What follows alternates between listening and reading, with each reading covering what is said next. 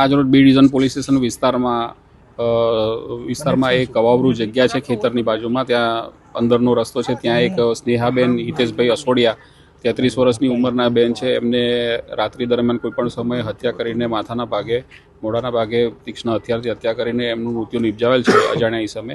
એ બાબતની ફરિયાદ લેવાની ચાલુ છે. ઇન્ક્વેસ્ટ પંચનામું તેમજ આગળની કાર્યવાહી ચાલુ છે. હાલમાં કોઈ કારણ ખબર નથી પડ્યું, પણ એની તપાસ ઊંડાણપૂર્વક થશે. એ રાત્રે 7:30-8 વાગ્યાના સુમારે નીકળેલા અને ત્યારબાદ સવારે ઘરે નહોતા આવ્યા અને પછી આજે સવારે માહિતી મળી છે લાશ મળી છે. ઘરે સાંજે નીકળેલા પાણીપુરી ખાવાનું કહીને પતિને નીકળેલા, ત્યારબાદ એમનું સવારે મૃત્યુ થયેલ છે અને અહીંયા લાશ મળી આવેલ છે. ના, બીજો કોઈ હત્યા એમની માથાના મોઢાના ભાગે ને માથાના ભાગે પાછળના ભાગે થવાના કારણે થયેલ છે. હાલના સંજોગો જોતા અહીંયા સ્થળ પર જ હત્યા થયેલ છે એવું માની શકાય. બનાવ એવું બન્યું છે કે રાતે પાણીપુરી ખાવા ગઈ હતી અને ઘરે આવી નહીં. પછી તો પાણીપુરી આગળ ચોકમાં ખાવા જાય છે.